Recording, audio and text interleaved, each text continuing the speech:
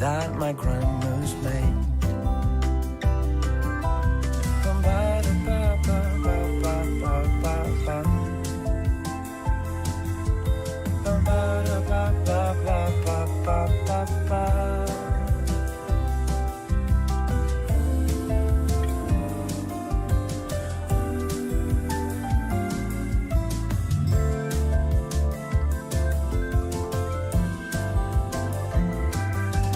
Sometimes you feel off, but sometimes you feeling right.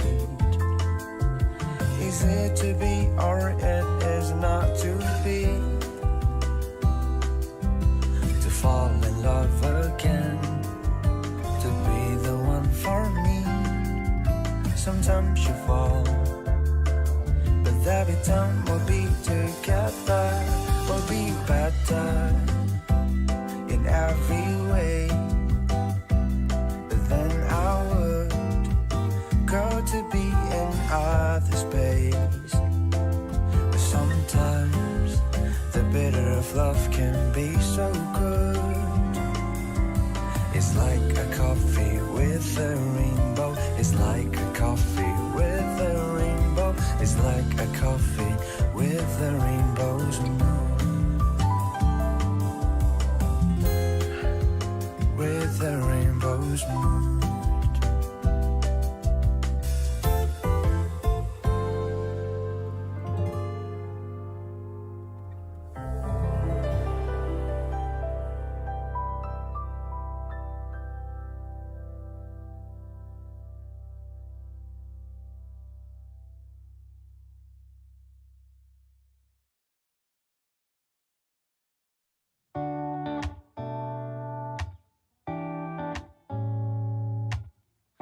My head is full of questions, and the sky is full of rain.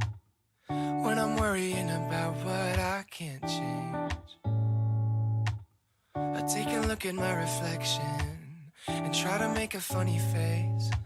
And for a second all my sorrows melt away. As if we just smile, we can forget all of our troubles for a while. We can just live inside this moment. You and I get through the darkness, knowing we'll find the light. If we just smile, if we just smile, yeah, if we just smile. Maybe we focus on the future. No use in living in the past. Try to remember that the bad times never last. And every day one step at a time, we gonna make it alright. If we stick together, we'll be fine. 'Cause if we just smile, we can forget all of our troubles for a while. We can just live inside this moment. You and I get through the darkness, knowing we'll find the light. If we just smile, if we just smile when the sky is falling, smile when the love comes calling.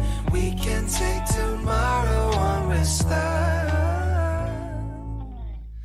If we just smile, we can forget all of our troubles for a while. Yeah, we can just live inside this moment. You and I get through the darkness, knowing we'll find the light. If we just smile, if we just smile, yeah, if we just smile, if we just smile, yeah, if we just smile, if we just smile.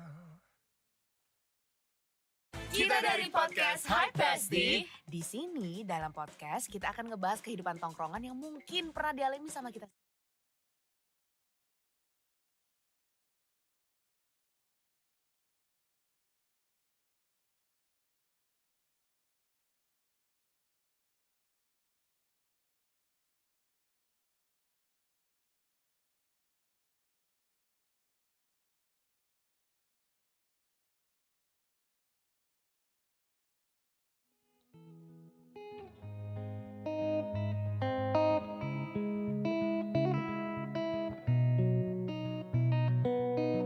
One touch and you got me stoned, higher than I've ever known. You call the shots and I follow. Sunrise but the night's still young. No words but we speak in tongues. If you let me I might say too much. Your touch blurred my vision. It's your world and I'm just in it. Even sober I'm not thinking straight. 'Cause I'm off my face, in love with you. I'm out my head, so into you. And I don't know how you do it, but I'm forever ruined by you. Ooh. Can't sleep 'cause I'm way too buzzed. Too late now, you're in my blood. I don't hate the way you keep me up. Your touch blurred my vision. It's your world and I'm just in it. Even sober I'm not thinking straight. 'Cause I'm off my face, in love with you. I'm out my head, so into you. And I don't know how you do it, but I'm forever ruined by you. Ooh. Ooh.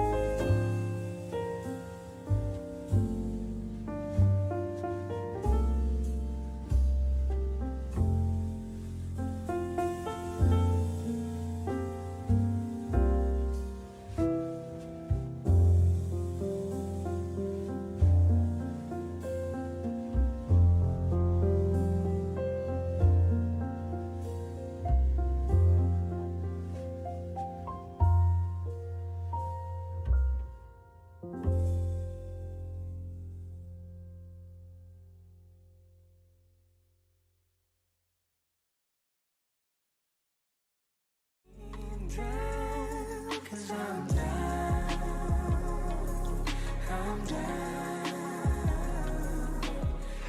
kami The Rai. Dengarkan single terbaru kami, Relate to You, di Spotify.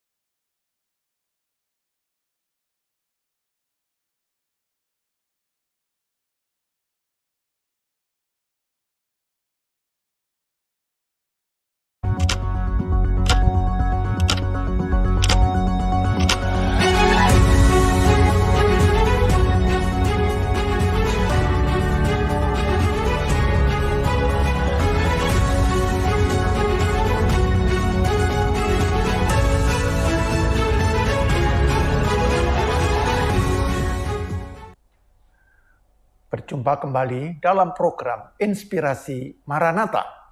Nah, saudara-saudara, program Inspirasi Maranatha merupakan program yang lahir dari hasil riset atau hasil dari pengkajian yang dilakukan oleh para dosen Universitas Kristen Maranatha. Dan karena itu hasil pengkajian ini tentunya sangat bermanfaat dan relevan dengan kebutuhan dan pergumulan setiap kita. Kita akan awali dengan doa, mari kita bersama berdoa dan saya berdoa secara iman Kristen. Allah yang maha baik, kami datang ke hadirat-Mu. Engkau adalah Allah yang terus bekerja di dalam sejarah kehidupan umat manusia. Bahkan Engkau bekerja di dalam setiap budaya, setiap adat istiadat, di dalam setiap pemikiran, setiap filsafat yang ada berkembang. Dan sungguh Engkau adalah Allah yang maha kaya dalam pengetahuan dan hikmat. Pada kesempatan ini kami mau belajar satu hal yang berkaitan dengan Konfusianisme. Karena itu Bapak berkati narasumber Dr. Paul yang akan mengulasnya. Kami menyerahkan Bapak percakapan ini dalam kemurahan Tuhan. Kami berdoa dalam nama Tuhan Yesus Kristus. Amin. Saudara-saudara, pada kesempatan ini kita akan mau belajar satu pemikiran yang dikemukakan oleh Dr. Paul Budianto. Nah, beliau menulis satu topik tentang Foreignization and Domestication Strategies in Indonesian Translation of Tao Te Ching. Nah, kita mungkin baiknya mengenal lebih dekat Dr. Paul Budianto. Silakan Pak Paul untuk memperkenalkan diri kepada para pemirsa. Ya, terima kasih. Selamat siang semuanya. Selamat siang Pak Pendeta Yohanes. Nama saya Paul Budianto. Saya dosen tetap di jurusan Sastra China Maranatha. Saya masuk Maranatha sejak 20 tahun yang lalu. Wah, lama ya. Sudah cukup lama juga Pak. Nah, saya menyelesaikan studi doktoral di Wuhan University. Selesai tahun 2019 yang lalu. Disertasi saya mengenai penelitian tentang analisis teks terjemahan Tao Te Ching berbahasa Indonesia. Oh, baik. Jadi kurang lebih seperti itu, Pak. Nyambung dengan topik hari ini. Oh ya, baik. Ya, ini satu topik yang menarik ya. Kita mau belajar tentang satu materi filsafat yang ada terkandung dalam buku Tao Te Ching ya.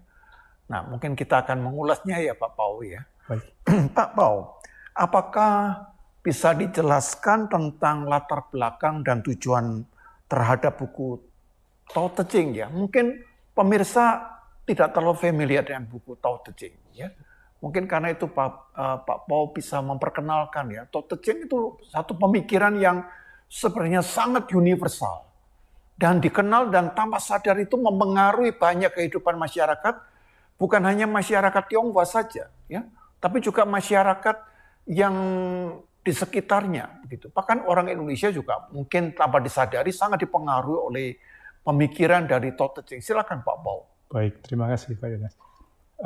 Mengenai Tao Te Ching, sebetulnya kita tarik mundur sedikit ya tentang budaya Tiongkok 2500 tahun yang lalu. 2500 tahun yang lalu ya.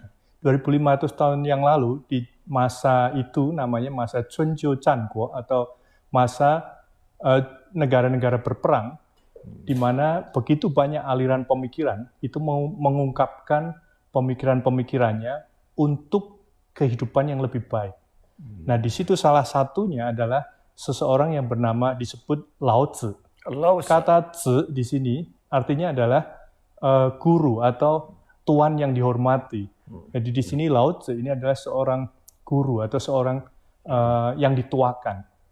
Di zaman itu juga muncul pemikir besar yang kita kenal semua, yaitu namanya Kongzi atau Confucius dalam bahasa Inggrisnya. Confucius. Nah, di masa itu banyak sekali aliran-aliran berkembang. Taoisme diwakili oleh Lao Tzu misalnya. Lalu Konfusianisme diwakili oleh Kongzi atau Confucius. Misalnya legalisme ada Han Feizi. Lalu ada lagi mohisme diwakili oleh Mo Zi. Nah, ini begitu banyak pemikir-pemikir yang berkembang saat itu. Tetapi ada dua aliran besar yang akhirnya itu menjadi apa ya? Jadi berbagai jenis aliran itu berkembang menjadi dua aliran besar ini, menyatu di dalam Taoisme dan Konfusianisme. Nah, ini menjadi satu apa ya? Semacam pilar budaya Tiongkok yang utama, yaitu Konfusianisme dan Taoisme. Nah, jadi kalau kita ingin mempelajari budaya Tiongkok secara sangat mendasar, maka kita masuk dari dua poin ini. Dan dua poin ini kita bisa masuk dari kitab filsafatnya, yaitu kitab Lao Tzu dan ini apa namanya? Kalau Gongzi itu ada catatan di dalam kitab di Analects atau Luanyu, namanya Luanyu dalam bahasa Mandarin. Nah, di dalam dua kitab inilah pemikiran mereka kita bisa pahami, kita bisa pelajari. Tentu untuk mempelajari kitab-kitab ini karena sudah sekian lama jaraknya dari masa kini ya, Pak Yohanes.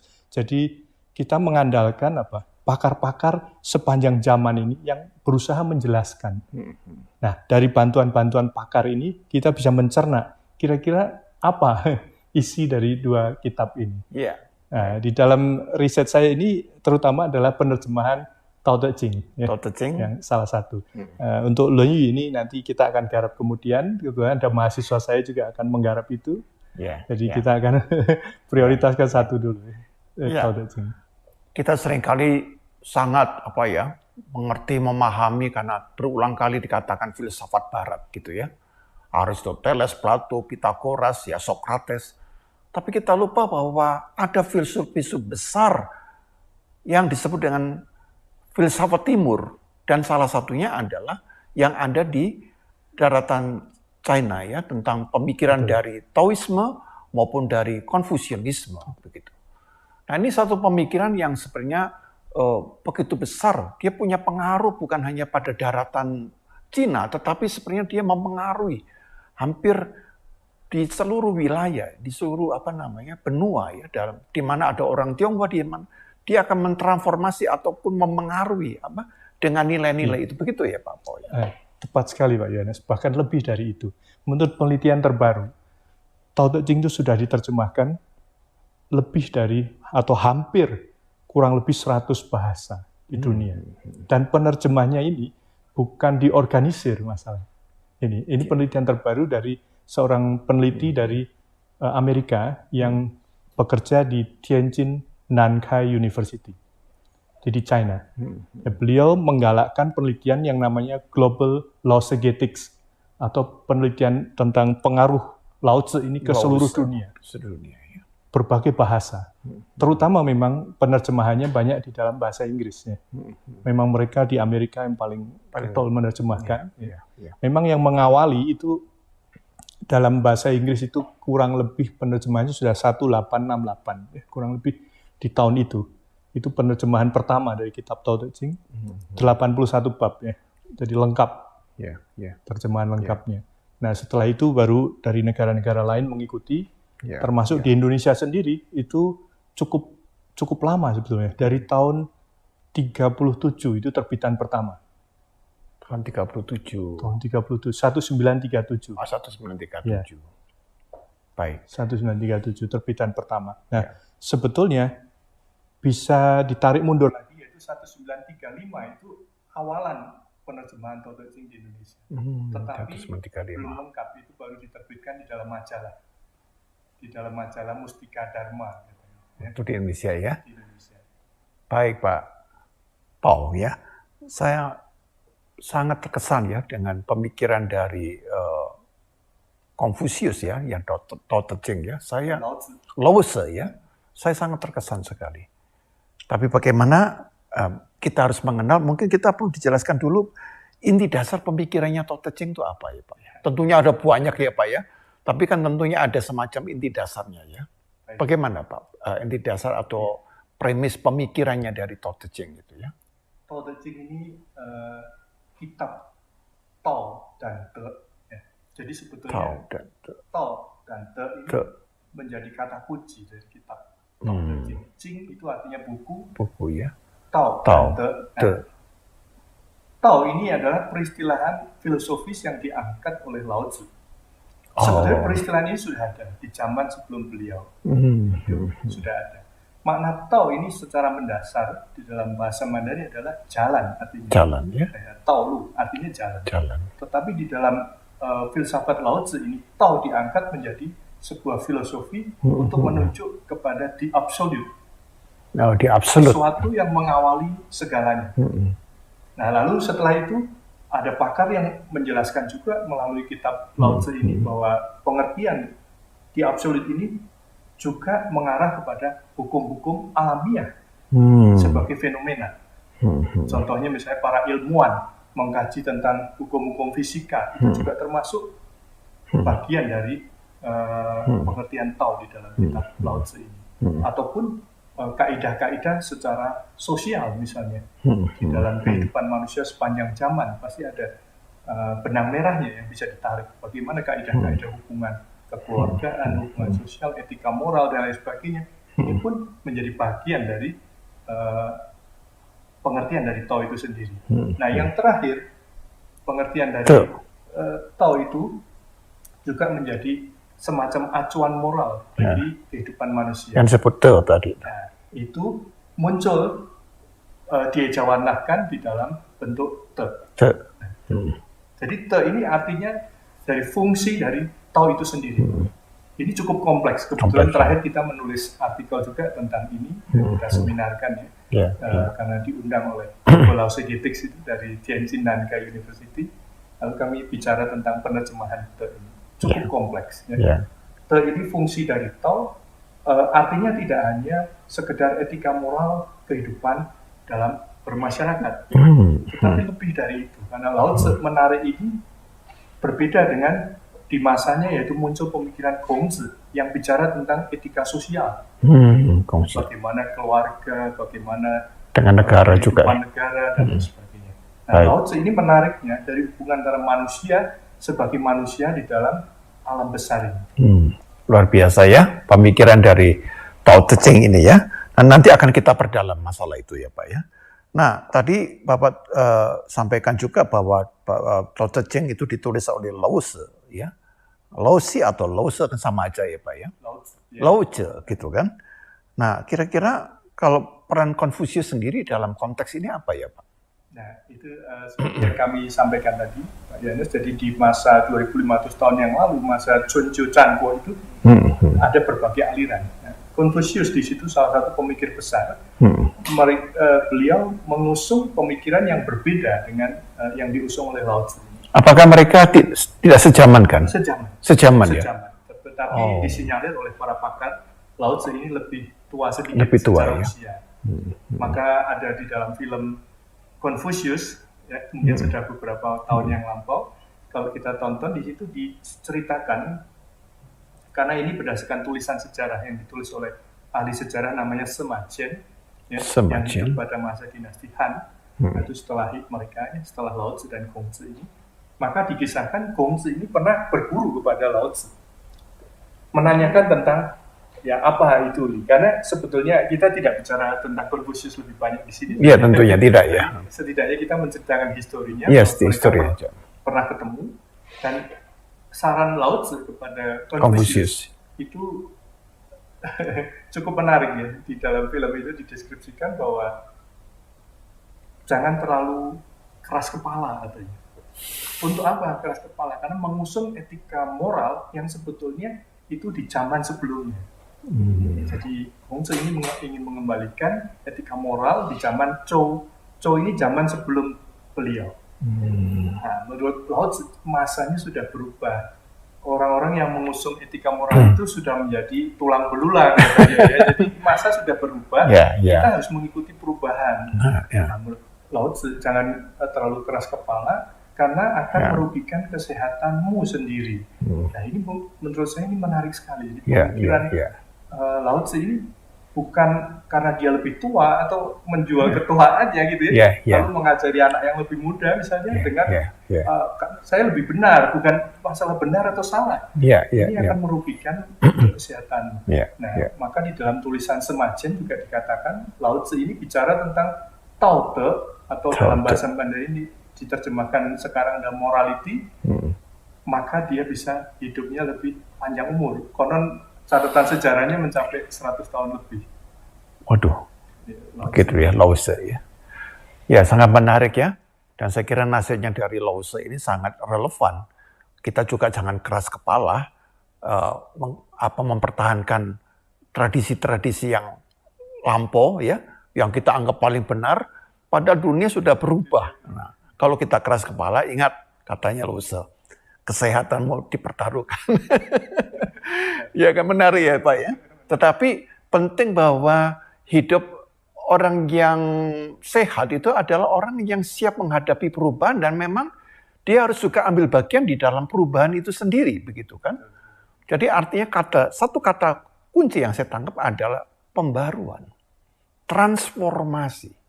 Ya, ini saya menangkap dari apa yang Bapak katakan begitu ya. Ya, Pak Paul, kita kembali kepada pemikiran buku Tao Te Ching yang Bapak kaitkan kesulitan yang dihadapi adalah khususnya masalah penerjemahan, ya kan? Nah, di dalam penerjemahan ini Pak Paul mengusulkan ada dua model, ya, ada dua cara, ya, foreignisasi, ya, dan domestikasi. Ya. Pak Paul, apa yang dimasukkan dengan foreignisasi dan model domestikasi itu ya? Silakan Pak Paul. Baik, Pak Yan. Ini sebetulnya bukan ide saya murni ya, Pak. Ini sebenarnya ide dalam proses teori penerjemahan. Lalu saya mengadopsi ide ini untuk menganalisis terjemahan Tao Te Ching berbahasa Indonesia.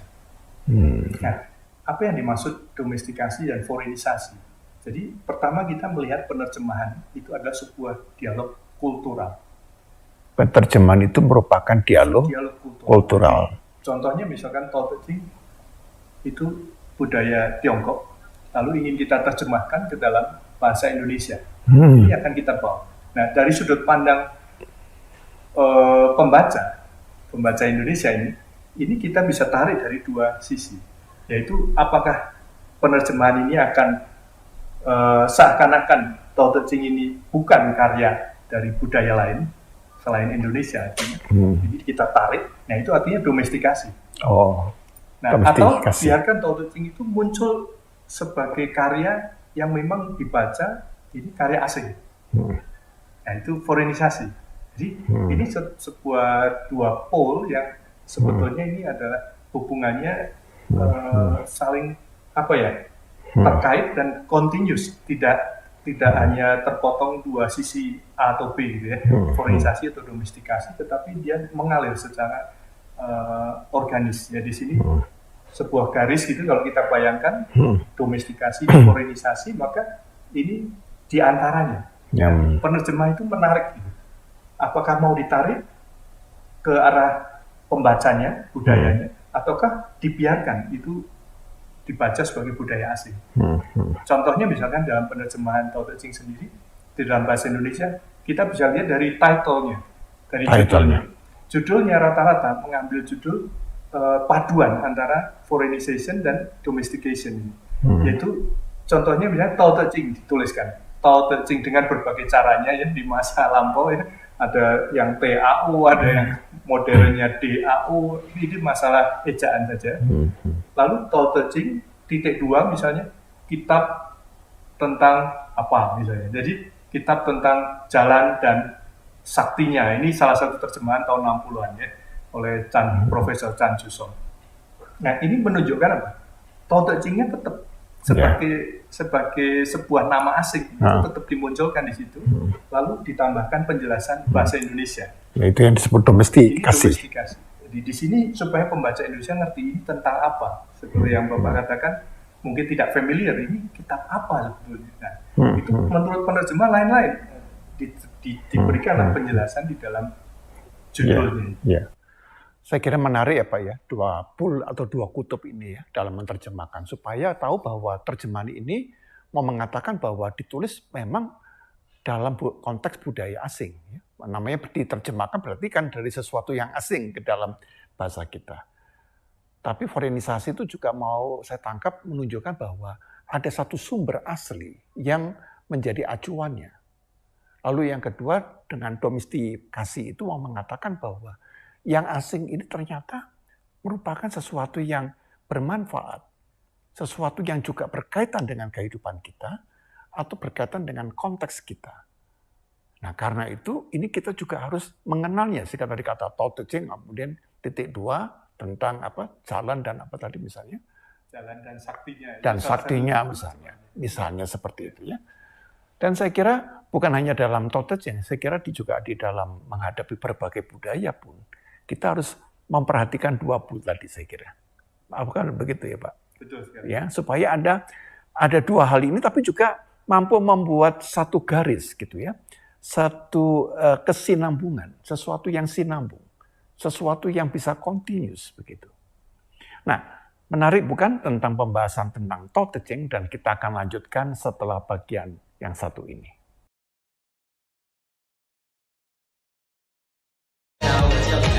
大家好，我叫李慧玲。Hello，我叫陈云子。感谢满大中文系哺育了我4年成长的摇篮，再让我找到了青春的快乐。在老师们的呵护中，我成长了。是满大中文系把我哺育了长大。除了教会我话语之外，还教会我本领，让我知道怎样做人，将我从一个不懂事的小孩变成了一个只是讲文明的好少年。满大中文系，谢谢你。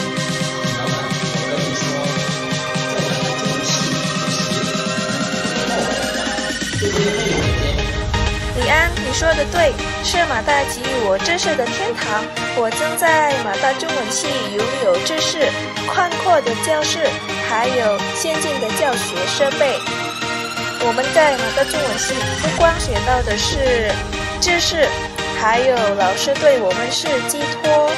4年后，马大中文系教给了我很多，告诉了我们很多，让我们一天天成长着。 直到有了今天，马大，谢谢您！我再告诉你，你们在马大中文系学习，绝对不会后悔的。对啊，在马大中文系学习，你们不会后悔的。我告诉你，是马大中文系提升了我的品格，给我指引了人生方向，也是马大中文系带我从迷惘中走出，让我坚壮翅膀，冒过去风浪。马大中文系教会了我。 有爱也增强了我的品质，让我懂得了感恩，知道了诚信。马大中文系，谢谢你哦！在马大中文系学习，你们绝对不会后悔的。做的事情要说3遍哦。那么你们还在犹豫什么呢？想学中文，来马大中文系学吧，别再犹豫了，因为马大中文系，马大中文系，中文系完美。 Kita kembali dalam segmen kedua.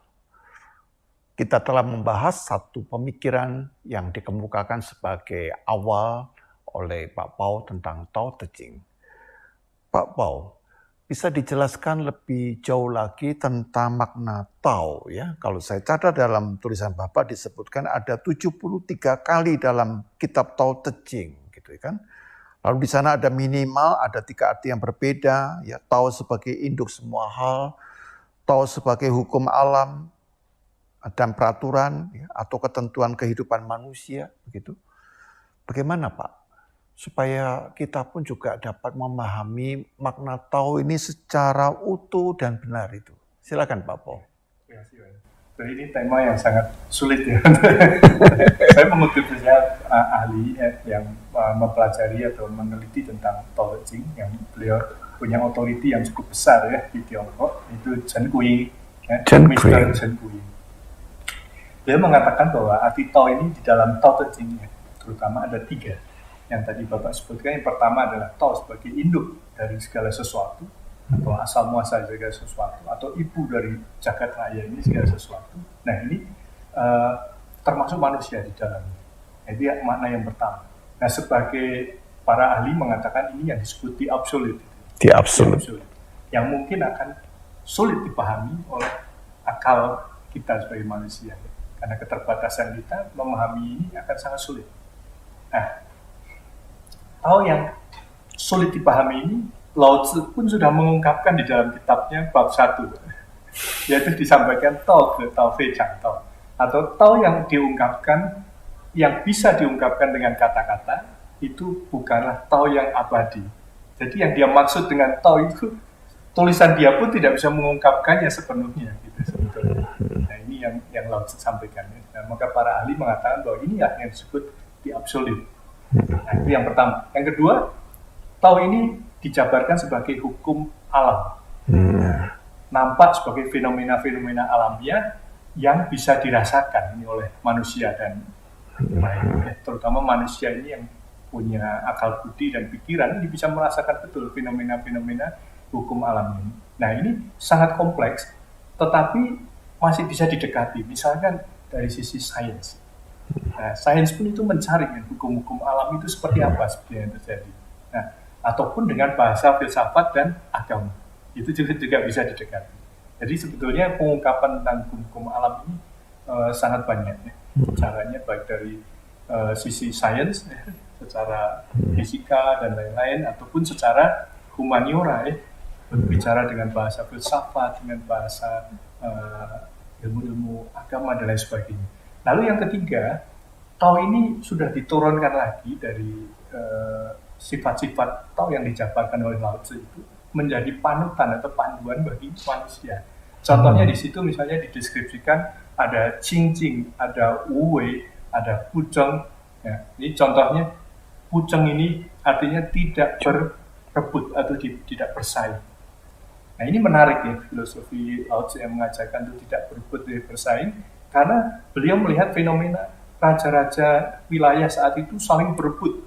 Saling berperang, ingin merebut wilayah, kekuasaan yang lain, kekuasaan dan lain sebagainya. Maka beliau menganjurkan untuk masyarakat ini tidak terlalu berebut. Tapi bukan berarti berebut ini tidak berebut ini terus tidak melakukan apa-apa. Kan nanti kita bisa mengatakan bahwa filsafat Lao Tzu ini negatif ya, karena pasif ya kesannya. Pasif kesannya, tidak seperti itu. Sebenarnya disebut Pucheng ini adalah Pucheng, Zhuzheng. Ini dalam bahasa Mandarin ya. Apa artinya? Persaingan yang tidak berebut. Persaingan yang tidak berebut. Nah, jadi filsafatnya sulit sekali dipahami ya. Saya mencoba memahami dan menjelaskan begini. Sederhana. Misalkan di dalam kita belajar misalnya di kelas sebagai mahasiswa misalnya, lalu teman kita mendapat nilai A misalnya. Kalau kita pikirannya adalah berebut, bersaing dengan dia, maka fokus kita adalah nilai A dia, nilai A si mahasiswa lain tersebut. Tetapi kalau kita berpikir dengan cara Lao Tzu ini, ya, saya bayangkan adalah saya akan fokus meningkatkan diri saya, yang hasilnya mungkin bisa sama atau lebih baik dari teman lain. Jadi bukan fokus berebut. Karena ini saya pernah mengalami Pak, waktu kecil ya, waktu SD ini ceritanya juga lucu ya, teman saya sebangku itu nilainya selalu kalah dengan saya.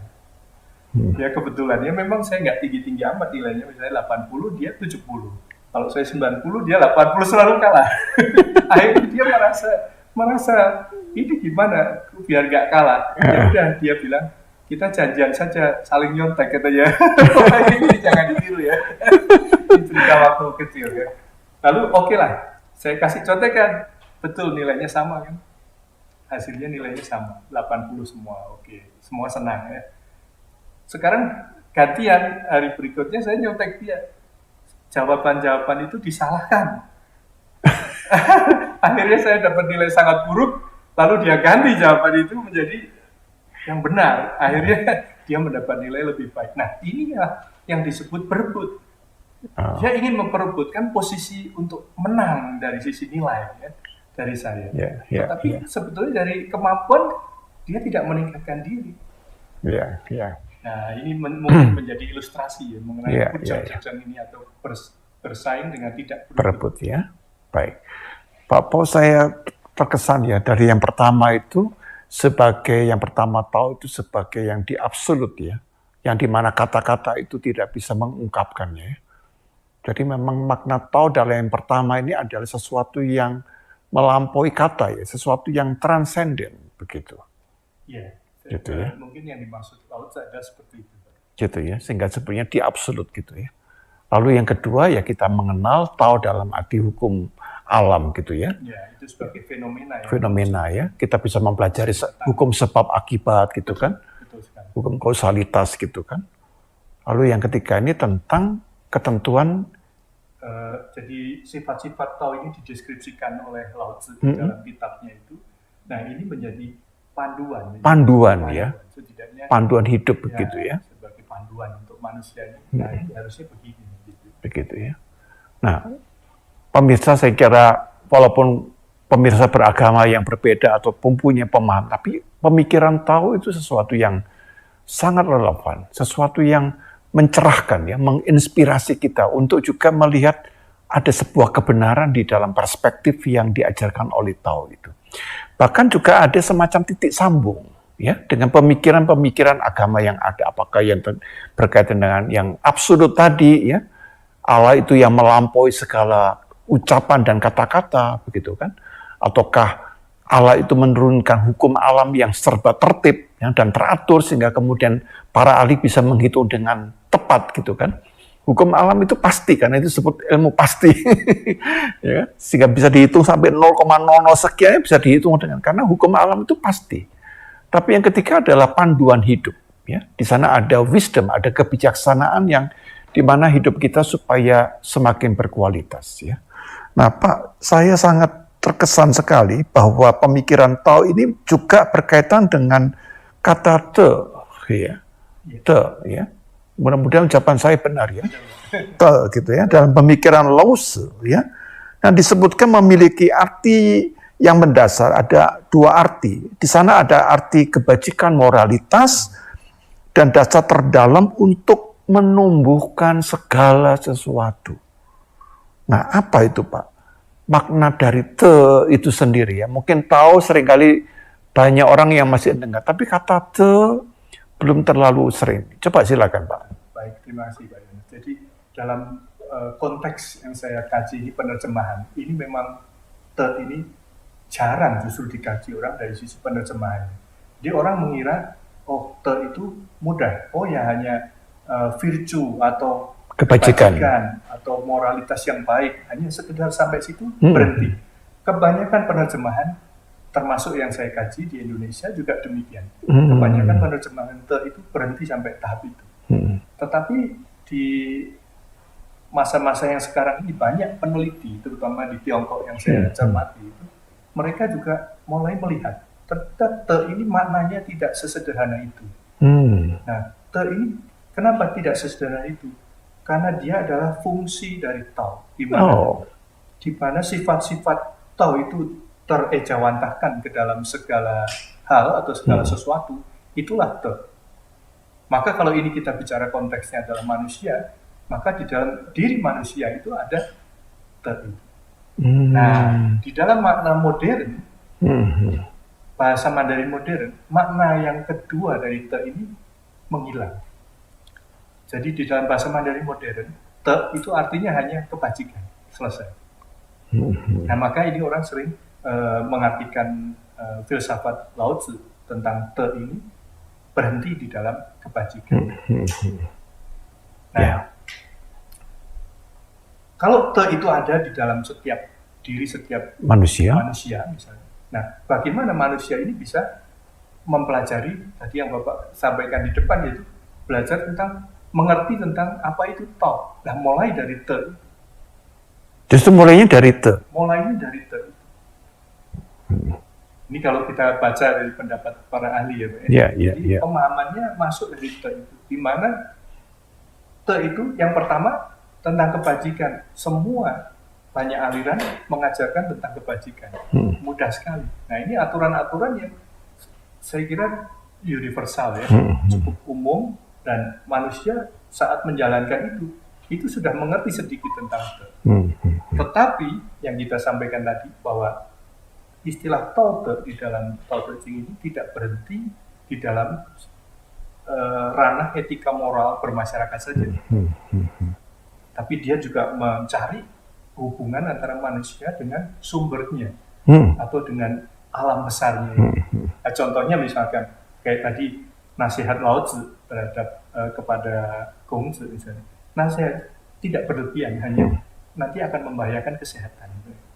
Nah, di dalam etika moral, apakah ini ada kaitannya? Nah, ini menarik sekali. Ternyata ada kaitannya.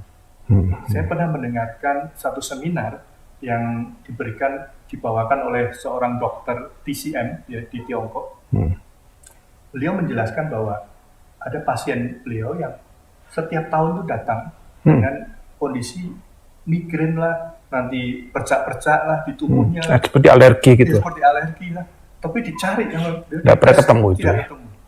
Lalu akhirnya beliau mencoba menggali dari filsafatnya. Karena beliau ini TCM ya, dasarnya juga filsafat. Ya Taoisme, Konfusianisme, semuanya ada di situ ya, filsafat Tiongkok tradisional. Maka beliau ini sangat pakar di bidang itu kan. Ada yin yang lah, using lah ya. Nah itu semua beliau pahami. Nah beliau mewawancarai pasien ini. Lalu pasien ini mengatakan bahwa ternyata hubungannya dengan ibunya, dengan orang tuanya ini tidak baik. Selalu ada konflik yang sangat hebat. Dan tidak cocok. Nah begitu ini berlanjut bertahun-tahun, bahkan puluhan tahun, maka fenomena yang terjadi, ini migrain lah dan sebagainya. Nah beliau menjelaskan, kenapa bisa terjadi demikian? Karena ternyata di dalam kita ini lahir kan dari orang tua ya, dari ibu ya, dari orang tua kita. Maka energi kita ini sebetulnya didapatkan dari induknya. Nah saat orang ini berkonflik dengan energi sumbernya ini, maka energi dia juga akan kacau. Ini menurut ahli tersebut. Logis ya. Menurut saya sangat masuk akal. Ya, logis. Sangat masuk akal. Nah, dengan energi kita kacau, maka fenomena yang terjadi bisa berbagai macam dan tidak nampak di dalam tes-tes medis. Ya. Medis ya, yang ya ada semacam apa? Nanti dia mempengaruhi apa? Psikosomatis ya. Ada kalau bahasa ya, psikosomatis ya. Bahasa ininya beliau mengatakan yuanqi ya, atau energi asal, energi awal. Nah seperti itu. Nah, te di sini, tao dan te ini atau te terutama maknanya tidak hanya berhenti etika moral bermasyarakat, tapi juga hubungan manusia dengan sumbernya. Gitu. Nah itu yang saya kira menarik Pak, bahwa untuk memahami itu pertama-tama manusia tidak mulai pakai tao, tapi justru mulai dari te. Begitu ya tadi Bapak saya tangkap gitu. Tadi menurut para pakar, di absolut itu kan sulit. Ya, jadi sesuatu yang melampaui kita kan. Gak mungkin kita memulai dari sesuatu yang melampaui. Ya, tapi yang melampaui itu ketika memanifestasikan dirinya menjadi salah satunya adalah kebajikan, maka kita mengetahui yang absolut itu adalah mulai dari virtue atau kebajikan itu. Ya. Aturan dalam kehidupan itu. Ya, saya kira masuk akal. Pemikiran itu sesuatu yang apa ya, real gitu, yang faktual, ya, yang bisa kita alami. Kita hanya mengenal Allah melalui sesuatu yang dimanifestasikan secara konkret, apakah misalnya melalui alam gitu kan. Kalau di dalam satu teologi Kristen itu namanya teologi naturalis. Ya. Jadi mengenal alam melalui yang alam dulu, begitu. Tapi saya kira pendekatan yang naturalis juga ada satu sisi yang lain dalam teologi Kristen yang namanya teologi pewahyuan. Gitu. Jadi ada teologi apa namanya pewahyuan, ya, revelation of God, lalu juga ada teologi naturalis. Nah, yang revelation dan naturalis inilah yang berdialog. Bagaimana sih pasnya? Gitu. Kira-kira seperti itu. Nah, ini saya tambahkan sedikit. Tadi mengenai ini. Nah, dari cerita tadi, seorang dokter dengan pasiennya itu menunjukkan bahwa energi itu harus diharmoniskan. Jadi saat energi kita itu harmonis, maka kehidupan kita akan lebih baik, lebih sehat, lebih berkualitas, dan sebagainya. Maka di dalam budaya Tiongkok ini terutama ya, di dalam bahasanya terwujud misalnya harmonis itu yang utama, misalnya hui, misalnya yang harmonis itu yang utama. Jadi menuju ke sana, misalnya sebuah keluarga harmonis, maka dia akan bisa lebih maju, lebih jaya. Misalnya jahe, wan sising, ada kata-kata seperti itu. Nah ini muncul di dalam bahasa-bahasa Mandarin yang dipakai sampai hari ini. Jadi filosofi ini tertuang atau tersurat di dalam bahasa-bahasa yang sering digunakan oleh orang-orang Tiongkok. Saya kira menarik Pak, ini relevan juga dalam hidup masyarakat kita, ya. Jadi masyarakat kita bisa mengalami kekacauan energi di dalam dirinya, ya, atau kekacauan gelombang, atau namanya apa gelombang dan itu. Pokoknya ada satu kekacauan sehingga mereka tidak bisa menyikapi, menetralisir, ya akhirnya materi cukup, pendidikan tinggi, ya, segala-galanya ada, tapi kok seperti sakit-sakitan, seperti menderita begitu kan. Jadi ada something wrong begitu kan. Nah saya kira catatan dari Lao Tzu itu saya kira penting untuk diperhatikan supaya jangan-jangan bahwa penyebab dari penderitaan kita itu oleh karena energi yang kacau tadi ya. Ya, kacau karena relasi kita dengan orang tua, relasi kita dengan anggota keluarga, atau relasi kita dengan orang di sekitar kita begitu ya. Dan satu kata yang saya kira penting di dalam pemikiran Lao Tzu dengan kata te atau tau tadi yang berkaitan dengan kata harmonis tadi Pak ya. Itu menarik loh, dalam iman Kristen namanya shalom Pak. Ya shalom itu artinya begitu Pak, harmonis. Jadi dosa itu kalau kita melanggar shalom. Jadi dosa itu merusak shalom. Ya. Jadi saya hanya menangkap semacam benang merah itu. Ini menarik sekali. Nyambung perkataan Bapak ini, kan kondisi kita di Maranatha ini sangat kekeluargaan. Yeah. Apalagi dengan Pak Pendeta yang sangat humanis ini, kita kekeluargaan. Jadi saya kira ini satu keunggulan dari Maranatha. Saya betah di sini misalnya, itu karena merasa bekerja itu seperti di dalam keluarga. Jadi dan kita tidak ada konflik yang berarti lah di situ hanya keharmonisan ini saya kira yang memajukan kita. Kita senang sekali ya bahwa Maranatha diperkaya dari berbagai culture, dari sudut pemikiran bahkan juga agama. Ya, dalam kehadiran Pak Paul yang memberikan perspektif tentang Taoism, saya sangat sebagai pendeta tuh welcome, senang sekali ya.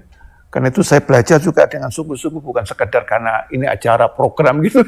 Tapi saya baca, oh bagus sekali ini. Nah Pak Paul, dalam kaitannya di sini Pak, Anda kata seran ya. Ini saya kira menarik juga ya Pak. Tapi akan kita lanjutkan setelah yang satu ini.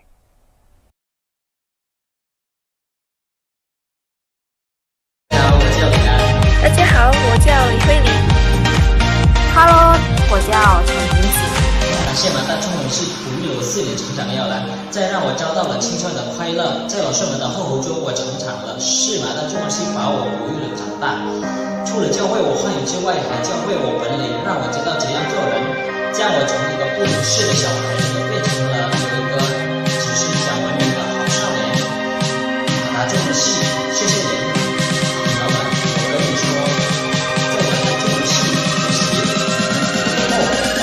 李安，你说的对，是马大给予我知识的天堂。我曾在马大中文系拥有知识、宽阔的教室，还有先进的教学设备。我们在马大中文系不光学到的是知识，还有老师对我们是寄托。4年后，马大中文系教给了我很多，告诉了我们很多，让我们一天天成长着。 直到有了今天，马大，谢谢您。我再告诉你，你们在马大中文系学习，我觉绝对不会后悔的。对啊，在马代中文系学习，你们不会后悔的。我告诉你，这马代中文系提升了我的品格，给我指明了人生方向。也是马代中文系带我从迷惘中走出，让我坚壮翅膀，冒过去风浪。马代中文系教会了我独立有爱，也增强了我的潜质，让我懂得了感恩，知道了诚信。马代中文系，谢谢你哦！在马代中文系学习，你们绝对不会后悔的。做的事情要做3遍哦。那么你们还在犹豫什么呢？想学中文，来马代中文系学吧，别再犹豫了，因为马代中文系，马代中文系，中文系完美。Kembali kita membahas tentang satu pemikiran dari Tao Te Ching yang dikemukakan oleh Dr. Pao Budianto. Pak Pao, tadi kita telah belajar cukup banyak tentang Tao, tentang Te, ya. Lalu di sini juga ada satu kata kunci, seran, ya. Seran, mudah-mudahan ucapan saya tidak salah. Itu saya lihat ada 5 kali yang memiliki arti diri sendiri seperti ini. Wah, diri sendiri seperti ini ya. Dan atau berkembang sesuai dengan hukum atau kodrat atau bawaannya ya.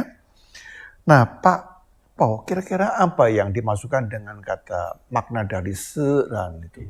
Baik. Mana seran ini secara kata ya, kita analisis se itu sendiri, ya, diri sendiri. Lalu ran itu dalam bahasa Mandarin klasik itu artinya adalah kondisi seperti adanya. Jadi diri seperti sendiri, adanya. Kondisinya seperti apa adanya. Nah, memang ini sulit kita tangkap. Nah, kita coba mulai merunut kata seran ini munculnya dari mana di kitab Tao Te Ching ya. Yaitu kita ambil contoh bab 25 misalnya, itu ada kata-kata ren fa di, fa tian, tian fa tao, tao fa ziran. Nah, artinya apa di sini? Ada kata tao fa ziran, ini ada kata ziran muncul di sini ya. Ren fa di itu artinya manusia itu mengikuti kaidah-kaidah yang ada di lingkungan hidupnya di bumi. Nah, ti fa tian itu buminya ini mengikuti kaidah-kaidah langit. Oh, jadi kita ngikuti kaidah yang lebih besar lagi, bumi ikuti yang lebih besar gitu ya. Tian fa tao. Nah, langit ini mengikuti kaidah-kaidahnya Tao. Oh. Nah, lalu yang ujungnya adalah Tao fa ziran. Nah, Tao itu sendiri mengikuti kaidah apa? Dia mengikuti kaidah kealamiahannya sendiri. Oh. Karena dia sebagai ti absolut, jadi dia mengikuti kaidah kealamiahannya sendiri. Oh, kaidah hakikatnya diri sendiri. Hakikatnya sendiri ya. Jadi ini sebetulnya kata ziran ini digunakan Lao Tzu untuk mendeskripsikan cara bekerjanya Tao itu sendiri. Jadi Tao itu bekerja dengan cara ziran, dengan cara tidak ada, mungkin kalau bahasa pakar-pakar itu tidak ada energi lain yang menggerakkannya, jadi begitu ya. Jadi dia bergerak di dalam kaidahnya sendiri. Nah, kaitannya apa kalau ini dikaitkan dengan kehidupan kita misalnya? Ya, ini kan jadi abstrak sekali ya Pak ya. Dikaitkan dengan kehidupan kita ada kata-kata sun ji ziran ya, dalam bahasa Mandarin modern ya. Jadi ikuti sesuai kealamiahannya. Nah, ini menarik. Ikuti sesuai kealamiahannya apa? Banyak orang salah menafsirkan. Oh, kalau gitu manusia harus kembali ke hutan. Bukan seperti itu. Yang disebut kealamiahannya ini contohnya demikian, misalkan ya, berkembang mengikuti alurnya sendiri. Contoh, ada satu cerita, misalkan seorang petani menanam bibit-bibit tanaman ya, di kebunnya. Lalu anaknya mungkin ingin membantu ayahnya ya, supaya cepat ini, nah, dia pagi-pagi buru-buru ke ladangnya, lalu ditariklah itu bibit-bibit itu kan, supaya cepat tumbuh ya. Ditariklah untuk supaya cepat tumbuhnya. Nah, bapaknya keesokan harinya melihat kenapa tanamannya mati semua.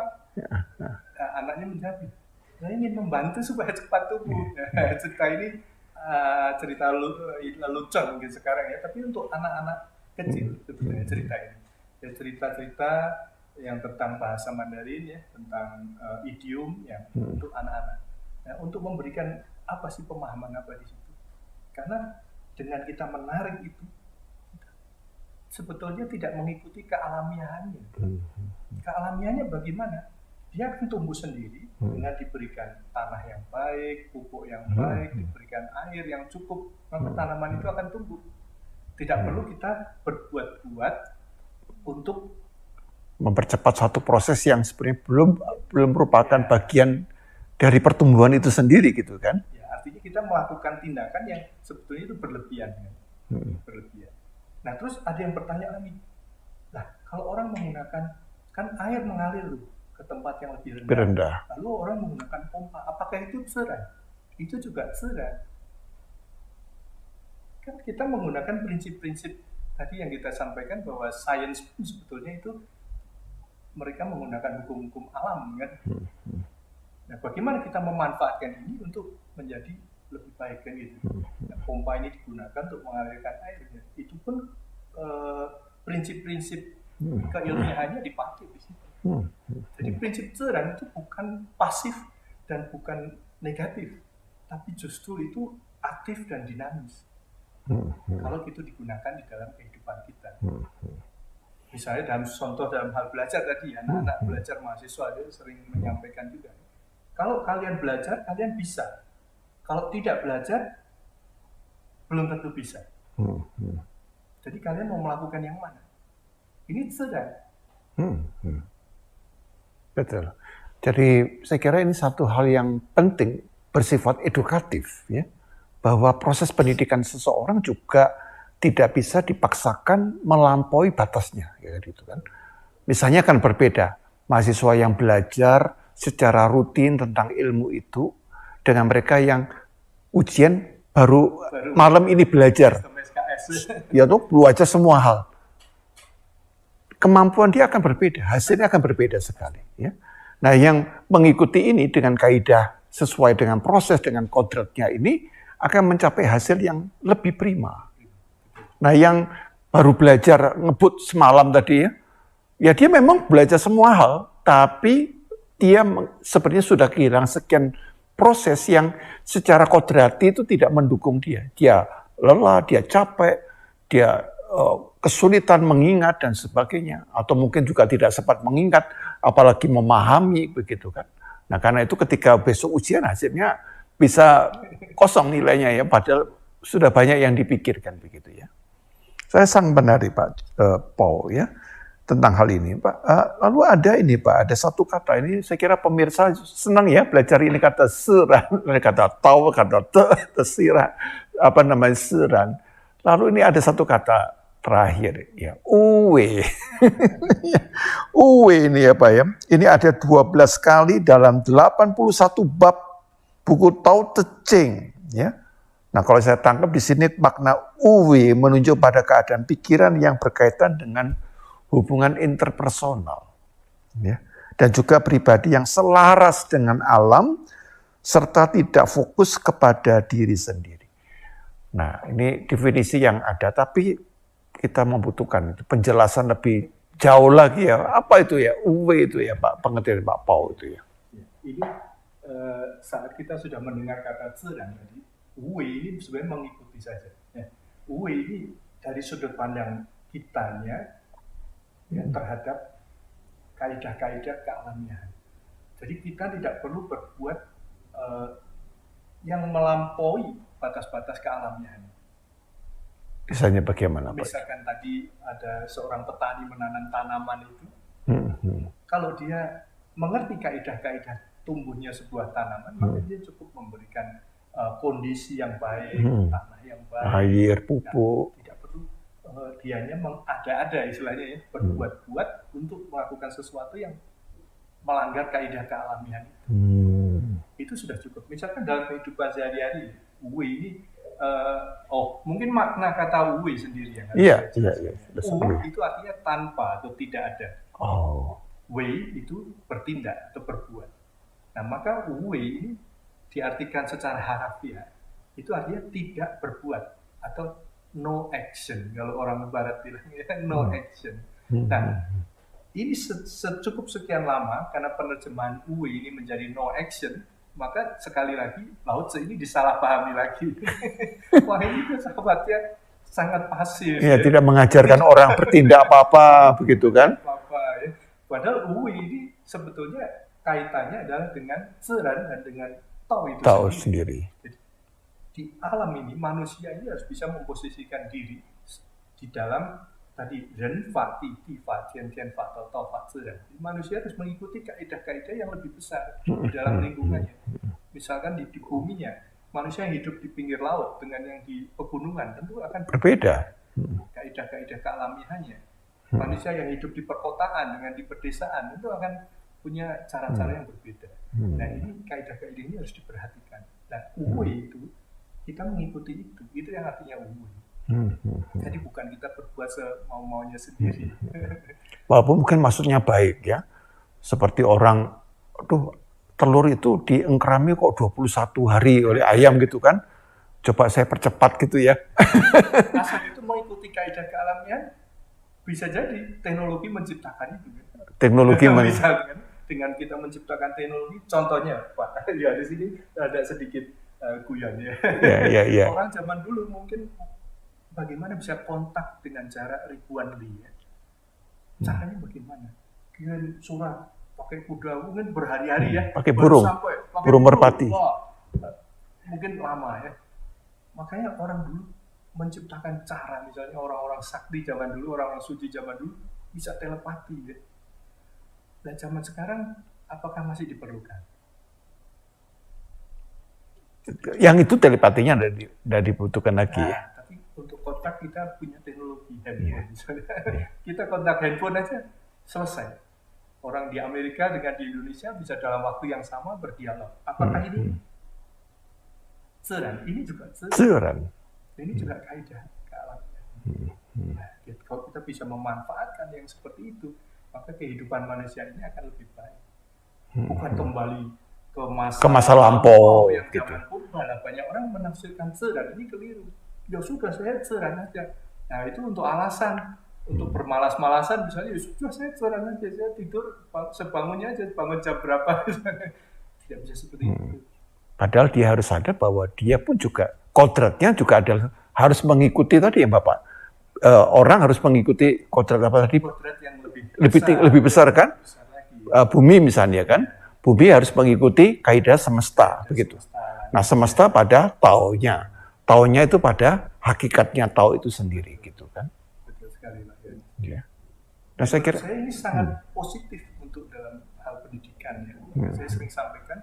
Kebetulan ada mata kuliah pengantar filsafat Tiongkok ya, di semester 3 di Sasa China Maranatha, kita sampaikan, dan contoh-contohnya sangat sederhana. Saya mengambil contoh yang sederhana untuk memotivasi mereka, mahasiswa ini supaya lebih aktif dan lebih positif berpikirnya.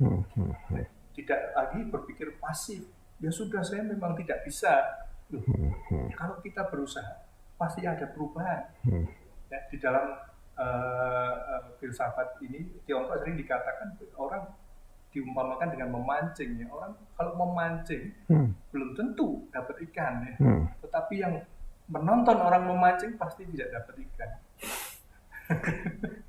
Artinya kalau kita hanya nonton saja tidak berbuat apa-apa, kita tidak akan mendapatkan apa-apa. Memancing memang tidak mendapatkan ikan, tetapi pada suatu hari dia dapat. Tapi nonton sampai kapanpun dia tidak akan pernah dapat, begitu kan? Ini kaidah-kaidah zeran yang diungkapkan dengan bahasa yang sederhana. Sangat luar biasa ya. Saya sangat menikmati itu ya, pemikiran-pemikiran dari Tao Te Ching itu ya. Nah Pak, kalau tadi kita lihat bahwa di dalam makna ini baiklah di Tao ada Te, ada Zeran, kemudian ada Uwe ya. Kalau boleh Bapak ringkaskan menjadi satu closing statement itu, saya kira ini supaya langsung pemirsa ini nangkep ini ya apa yang menjadi diskusi percakapan kita pada silakan Pak. Baik.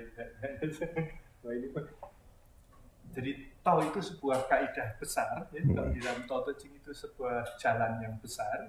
Lalu Te itu adalah fungsi Tao atau sifat-sifat Tao yang mengejawantah ke dalam segala sesuatu. Mengejawantah dalam segala sesuatu. Dan cara bekerjanya adalah zeran itu sendiri. Maka sikap kita manusia misalnya dalam menghadapi entah masyarakat, entah alam semesta ini, maka disarankan adalah uwe, supaya kita tidak menghabiskan energi untuk hal-hal yang tidak perlu, gitu ya. tetapi kita bisa lebih proaktif di dalam melakukan sesuatu dan lebih menghasilkan prestasi yang lebih baik.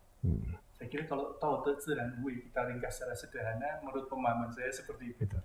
Nah Pak, tadi saya ada satu bagian yang mungkin penting juga dalam penerjemahan itu. Kira-kira sekarang penerjemahan Tao Te Ching dengan apa yang sudah Bapak sampaikan, baik dengan forenisasi atau domestikasi tadi, kira-kira sudah sampai tahap yang di mana Pak ya, untuk penerjemahan Tao Te Ching ke dalam bahasa Indonesia? Ya. Ke dalam bahasa Indonesia ini sudah ada sampai sekarang ya, dari tahun 37, 38, lalu sampai 2014 itu ada 9 edisi. Jadi 9 versi. Jadi ini dengan penerjemah yang berbeda-beda, versi penerjemahannya juga berbeda-beda, itu ada 9. Ini yang saya temukan ya. Memang ada yang lain yang mengambil misalnya dari bahasa Inggris diterjemahkan ke bahasa Indonesia. Nah, yang saya ambil ini adalah penerjemah Indonesia yang bukan mengambil dari bahasa kedua ya, bukan mengambil dari bahasa Inggris atau bahasa yang lain, tetapi dia mencoba langsung menerjemahkan Tao Te Ching. Itu ada 9 versi. Nah, mengenai foreignization dan domestication ini kondisinya memang beragam. Kita tidak bisa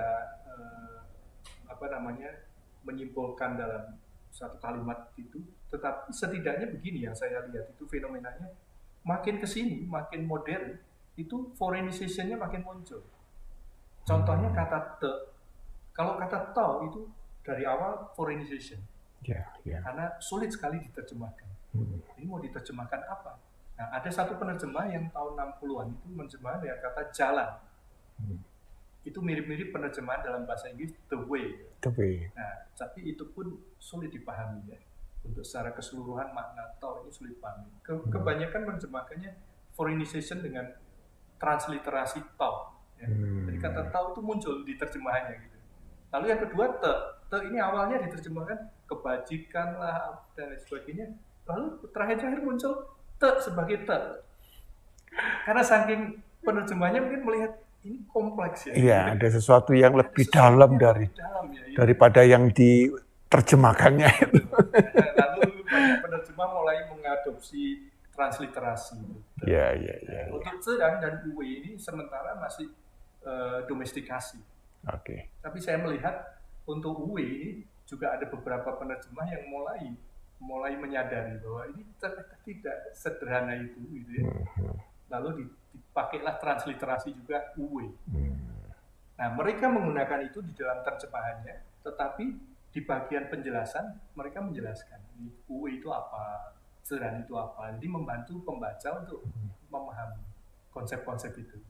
Kira-kira demikian. Baik, luar biasa ya. Kita makin dibukakan satu pemahaman, satu wawasan bahwa kita jangan terlalu mengklaim bahwa agama X, agama Y itu yang paling bagus. Ternyata ada banyak pemikiran yang bernilai luhur, Bapak Ibu.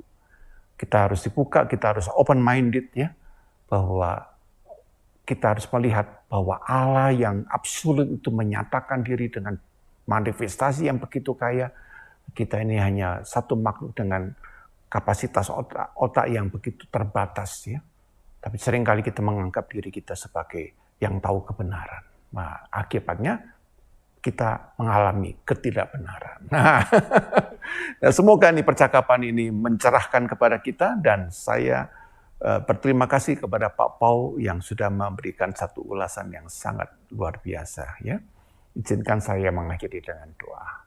Bapak yang Maha Baik, terima kasih Engkau telah memakai Pak Pau Budianto untuk menjelaskan pemikiran-pemikiran dari Tao Te Ching tentang Tao, tentang Te, tentang Ziran, tentang Uwe yang begitu kaya. Bahkan masih ada banyak pemikiran-pemikiran tentang Lao Tse yang sangat bernilai, yang sangat luhur.